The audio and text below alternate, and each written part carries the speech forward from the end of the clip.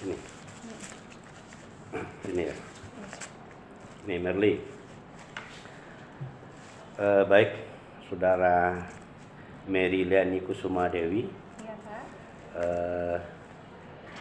Kita akan coba mengupas pemikiran-pemikiran saudara tentang implementasi kebijakan Peraturan Wali Kota Bukit Tinggi nomor 19 tahun 2020 tentang pembatasan sosial berskala besar, gitu ya. Ini berapa lama Anda selesaikan? Dimulai sejak bulan Agustus sampai hasil penelitiannya itu di bulan awal Februari, Pak.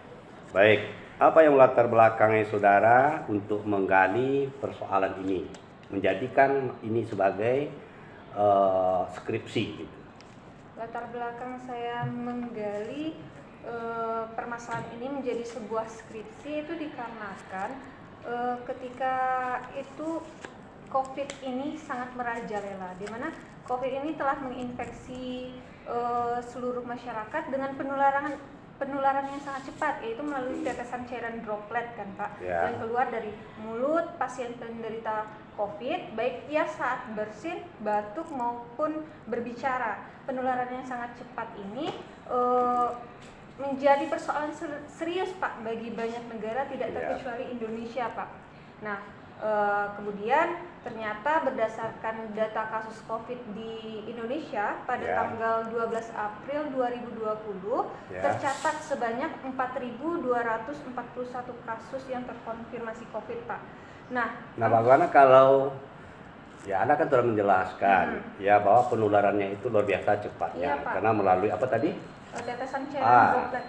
Nah, kalau tidak ada pencegahan yang serius, Anda melihat ini memang sebuah satu hal yang sangat besar dampaknya.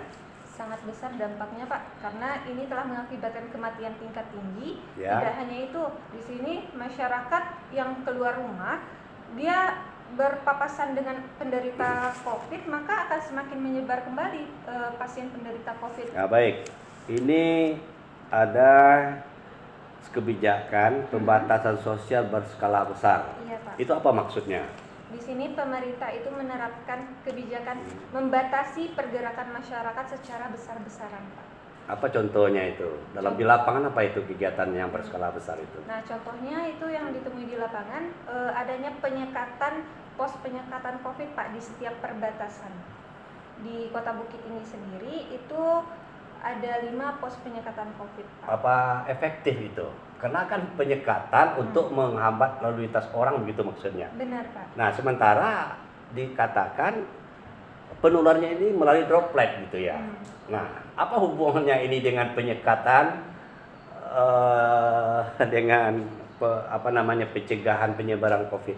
Menurut saya ini cukup efektif Pak, karena kan Kota Bukit Tinggi ya Pak, ini kan kota yang dijuluki sebagai kota wisata. Banyak pendatang dari luar daerah yang berkunjung ke Kota Bukit Tinggi.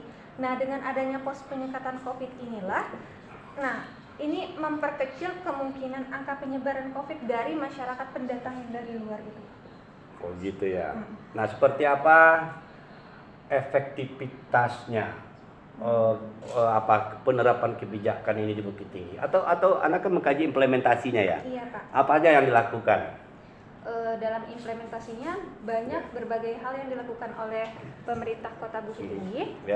Dari segi tahapan, dia memulai dari tahap menjabarkan kebijakan terlebih dahulu, kemudian ada pengorganisasian juga, baru tahap aplikasi dalam bentuk sebuah program Pak. Pengorganisasiannya apa maksudnya itu? Pengorganisasiannya ini ada penetapan para pelaksana kebijakan yang akan melaksanakan kebijakan nantinya Pak. Nah, di Bukit Tinggi itu seperti apa struktur organisasi yang dibuat? Nah, untuk struktur organisasi para pelaksana kebijakan PSBB, di sini pemerintah Kota Bukit Tinggi telah mengeluarkan SK Wali Kota nomor 188/85/85/2020 tentang gugus tugas percepatan penanganan COVID, Pak.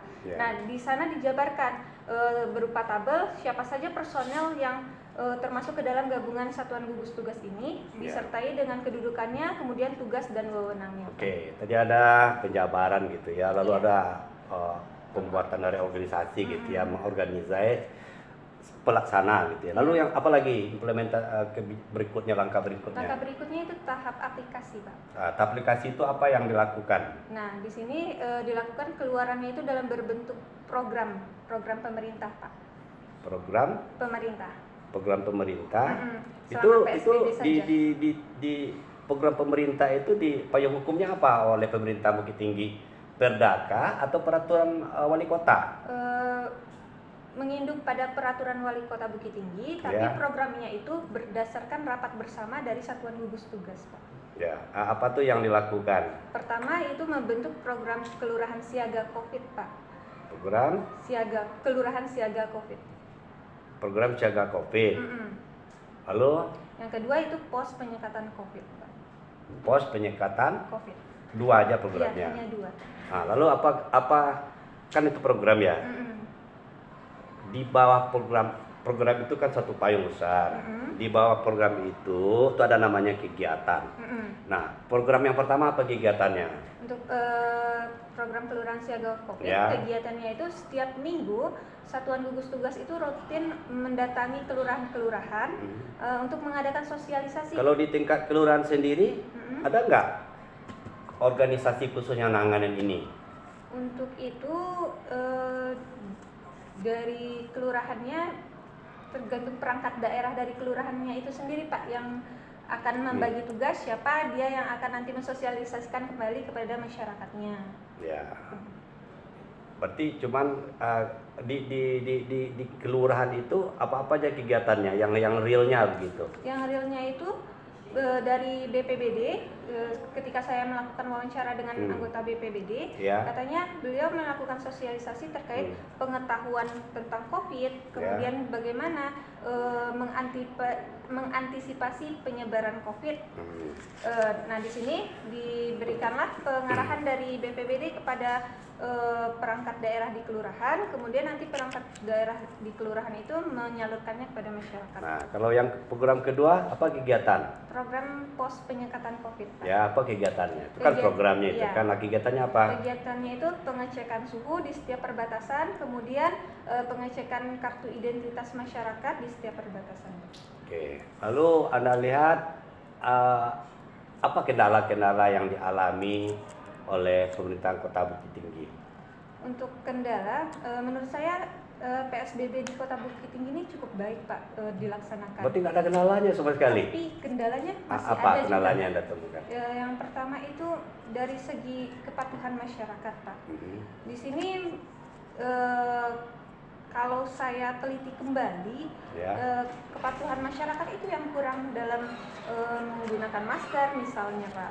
Terus dari orang-orang luar datang ke Kota Bukit Tinggi, padahal identitasnya bukan Kota Bukit Tinggi. Ketidakpatuhan masyarakat itu bukankah bagian dari tidak efektifnya program-program penyuluhan misalnya? Ya. Jangan menurut saudara masyarakatnya salah atau programnya yang nggak menyentuh, lalu nggak dipatuhi oleh masyarakat sehingga muncullah masyarakat disalahkan. Seperti apa itu maksudnya? Seperti Anda menanggapinya? Menurut saya ini programnya ini cukup baik, Pak, tapi bukan programnya yang salah, tapi para pelaksananya. Apa salah seperti apa pelaksananya Anda lihat? Dari yang saya lihat, ketika ada masyarakat yang melanggar, pelaksananya hanya menegur saja, Pak. Otomatis masyarakat akan menganggap, oh, sanksi yang diberikan hanya teguran saja, tidak terlalu memberikan aturan yang mengikat gitu. Nah, kalau seperti itu tentu tidak efektif dong program yang kegiatan dilakukan. Loh, gimana? Katanya sanksinya menegur. Ya.